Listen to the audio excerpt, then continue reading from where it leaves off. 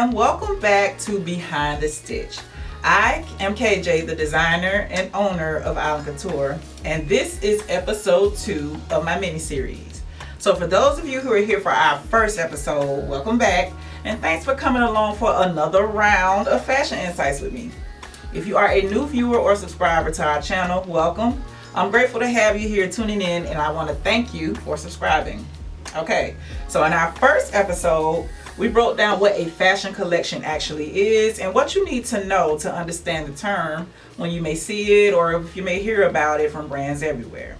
I also shared a little backstory of how I created my latest Spice Girls limited edition collection, and I gave some good tips on the vision, the background, and how all of it came together. So if you didn't watch episode 1, I'm gonna need you to go back and check it out so you can be caught up with all of us, okay? Now, today, we're gonna go a little deeper into the Spice Girls collection. And the best part is I'm not just gonna be talking about it today. I'm gonna give a little mini workshop so you can start applying those exact tips to your own collection and start creating things for yourself. So by the end of this episode, I want you to feel like you can jump right in and just create something amazing, and you might want to, depending on how far you are in your creativity. So without further ado, let's dive into our first topic.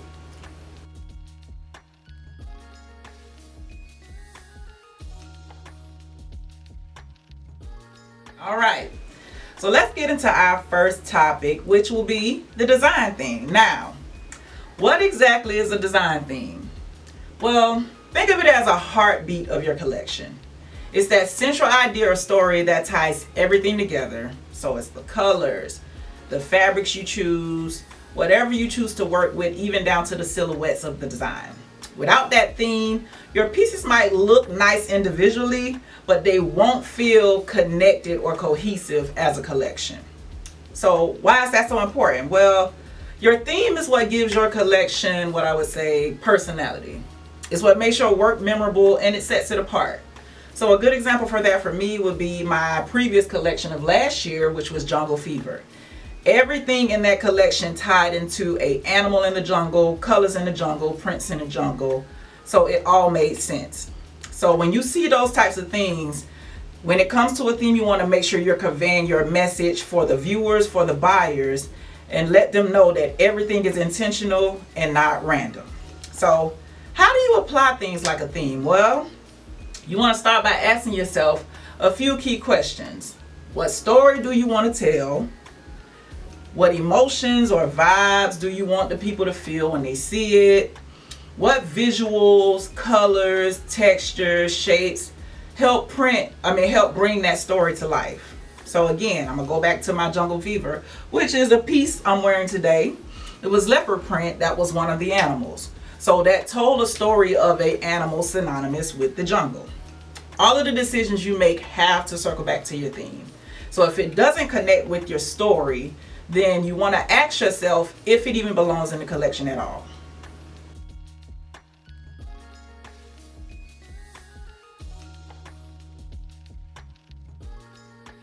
All right, y'all. So now is the time to get to the fun part. I'm going to walk you through a quick little workshop to show you how to develop a good theme and put the idea into action. So let's break it down and really get behind the stitch. I'm going to move my Spice Girl back a little bit so I can kind of, explain what I want to do for the workshop. So for this workshop, I wanted to give you all something that's simple, but at the same time, it applies absolutely to everything pertaining to a theme, how to understand the theme, and some things to do, right? Okay, so the example that I'm going to use for this workshop is very recent, as in last night.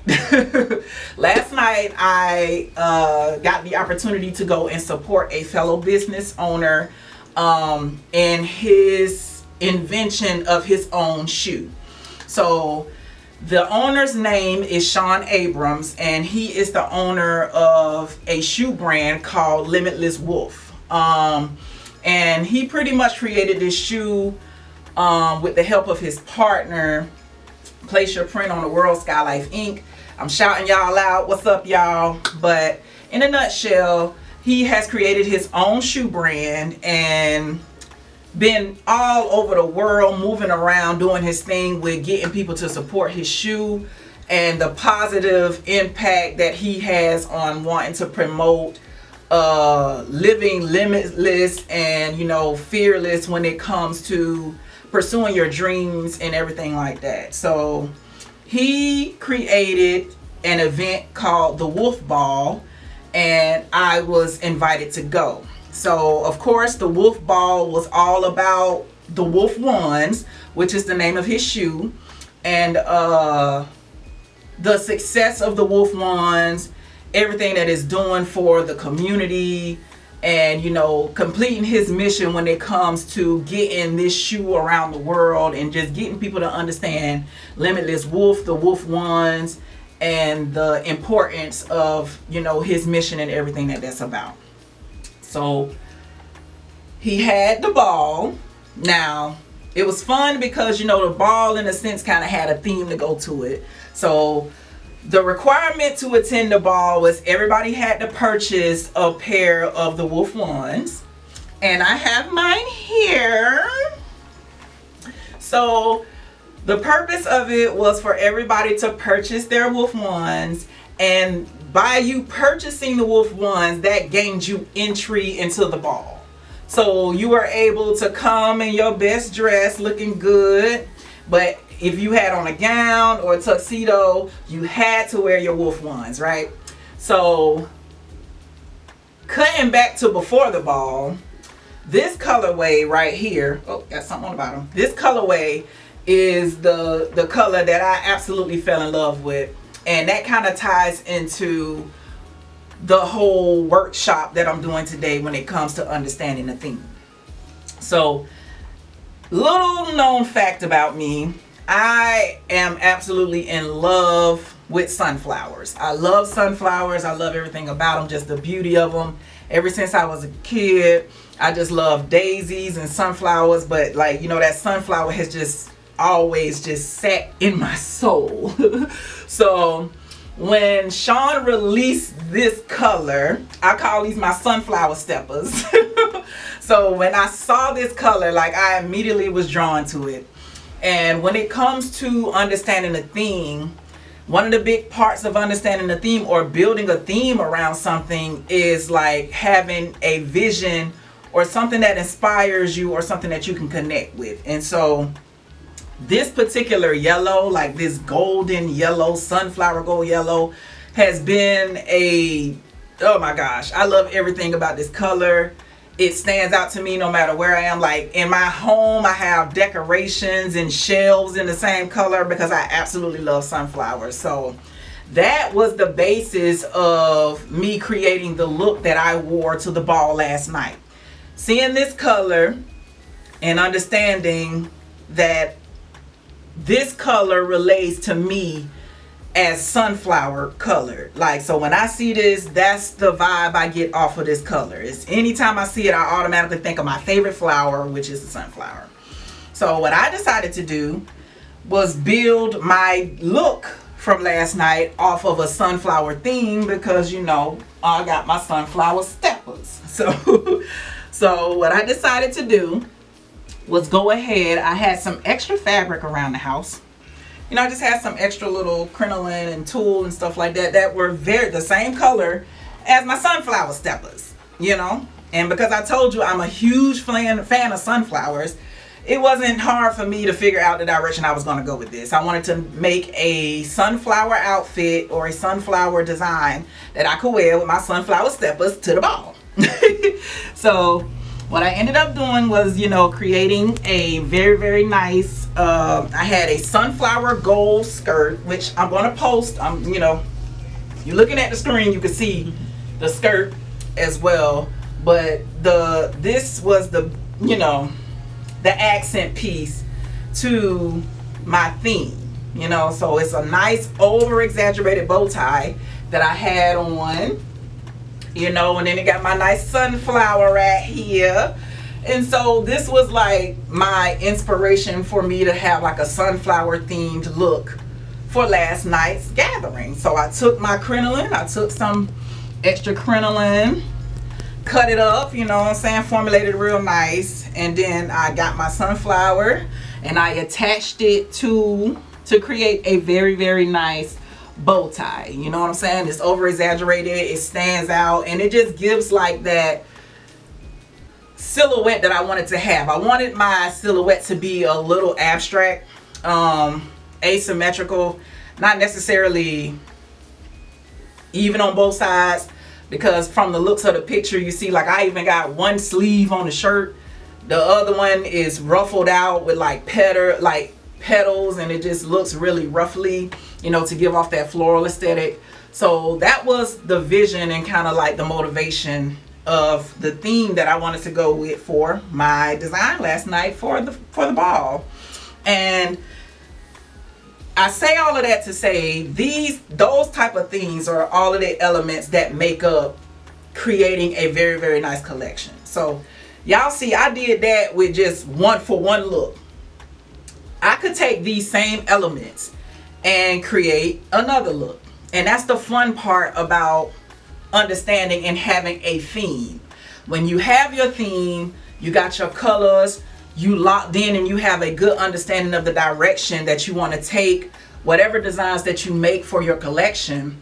Having that theme and understanding it is very important. So even with just these being the inspiration behind me creating a whole look based off of sunflowers, if I wanted to create a collection of, I don't know, maybe 3 to 5 pieces, you got all of these different elements that you could use to do that.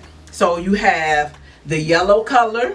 So that color alone is something where you could create different tops. So I can create a top in this yellow. I can create a pair of pants in this yellow. I can create a dress in this yellow. That right there, outside of my abstract tie right here, is 3 other pieces. So you already got a mini collection right there. A yellow shirt, yellow pants, a yellow dress, this tie. Now, if we wanted to go a little deeper and get a little more advanced, you could start going into a whole lot more down to the texture. This texture is like a crinoline polyester. So just imagine if I wanted to, I don't know, create some more stuff with this same material. It's not going to look the same as a solid yellow shirt. So that could be more pieces that I create. That's the importance of having a good theme. Same thing with the flower. You got tons of elements just on the flower alone that you could use to build more pieces for your collection. So, you know what I'm saying, flowers have petals, and you know, the inside of the core of the sunflower is usually like a more hairy texture. You can use all types of stuff to come up with cool ideas to texturize your designs. Let's just say you wanted to do a hat. You put sunflowers on a hat. It's so much different stuff that you can come up with. And that's the part that I want you all to understand when it comes to having a good theme that you could create multiple pieces with, and no matter where you go in that theme, all of those pieces will trace back to the reason or the fundamental or the core inspiration behind that theme.